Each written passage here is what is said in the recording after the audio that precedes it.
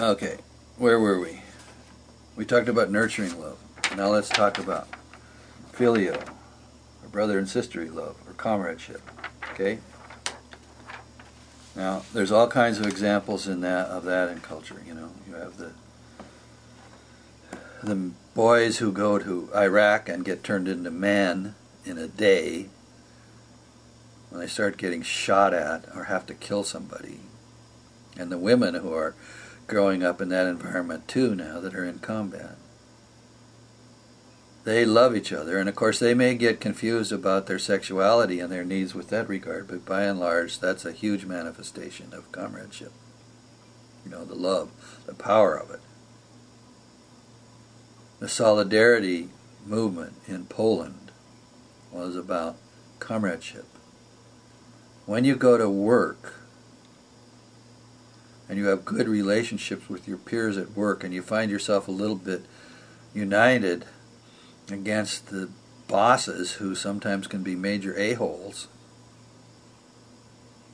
that's comradeship. There's all kinds of examples of love manifesting in the horizontal and the social as comradeship.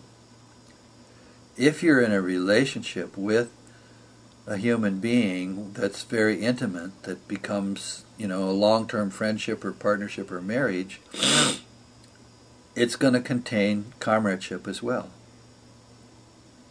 You do things together. You hang out together. You find things that you like. You both like. You like doing this together. You like doing that together. If that's not there, then something in your love relationship is missing. You know, so you should maybe find out how to be comrades.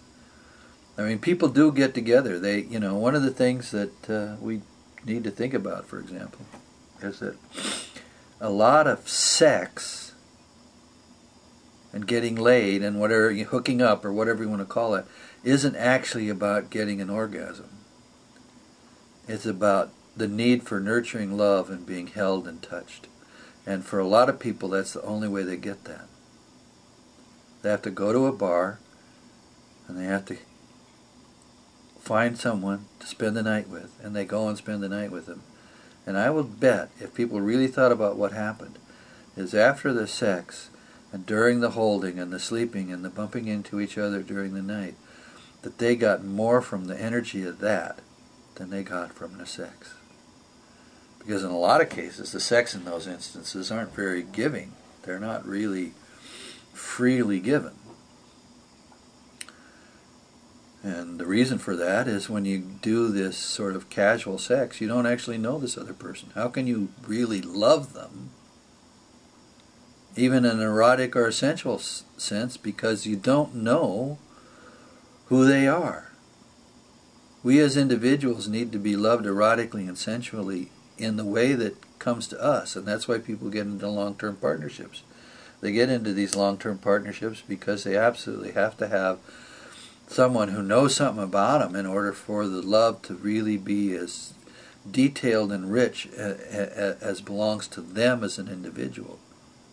People get together, and if they're doing the thing right, they're constantly learning things about each other. And they may have fight, they may do this, that, and the other thing, but if they're learning about each other, they get to be better and better loving each other. And of course, you don't just love the other person by screwing them.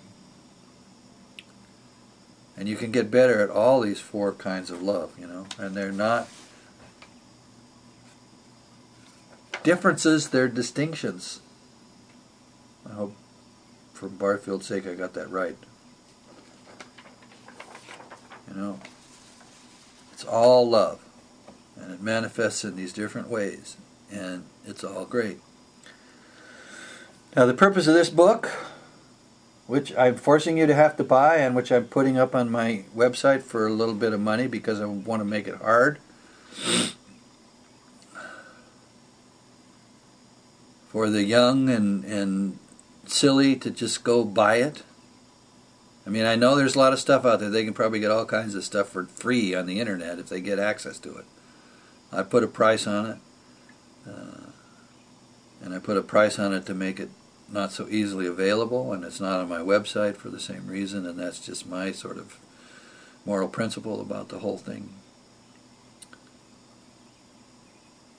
But the main purpose of this, the purpose of this book, is for couples. Now that's why you read this book. If you're going to buy this book and have it, you buy it and read it because you're in a couple relationship. And the purpose of the book is not to tell you what to think.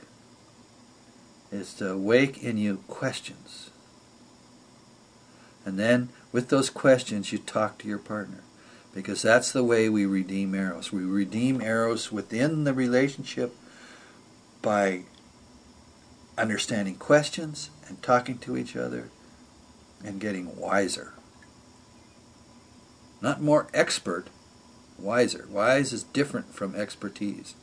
Wise is more profound than expertise.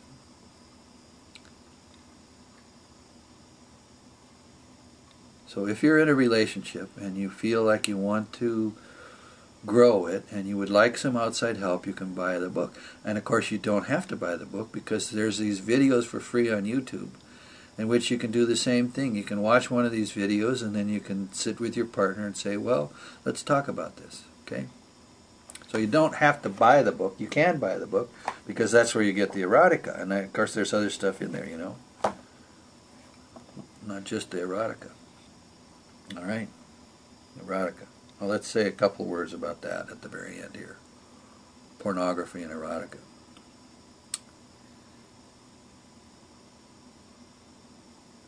Erotic art has been with human civilizations forever.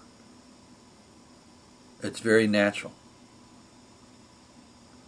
Cultures have to teach their young things, and they do the best they can.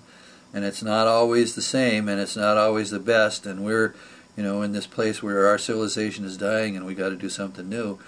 And what that really means is for us to learn to be wise about it, and then we'll figure out what to tell our children about it.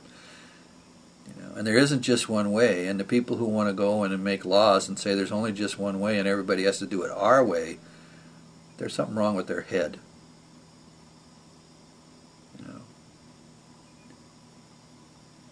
But we need to be wise about it, and we need, this wisdom to pervade the whole situation, and it's going to take work. And you can only do it one individual at a time.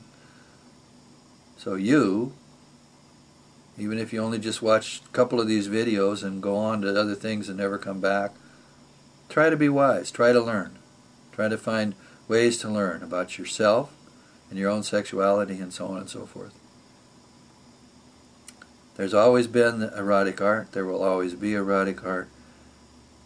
We should have good erotic art. Pornography is not necessarily good erotic art. It's part of the cultural fallen Eros. The erotic in videos. That's not necessarily good erotic art. It's fallen Eros. Learn to make the distinction. Become sensitive to that. In particular because if you're going to be in love with someone and have not only a marriage and a partnership and a friendship, my God, how many marriages aren't friendships? All right? If you want to really be in an intimate relationship with another person or a couple other person, I don't know, everybody's got their taste and the way that goes for them. You need to think about things, you need to want to be wise about it, you need to learn about it, you need to talk about it, you maybe need to read books about it. But it's got to come out of instinct. That's what the redemption of Eros is about. We don't do these things instinctively anymore. We learn to do them on purpose. And that's what these videos are about. Learning to love on purpose and understanding yourself as a being created to love. That's why we're here. We're created to love. And it's an amazing thing.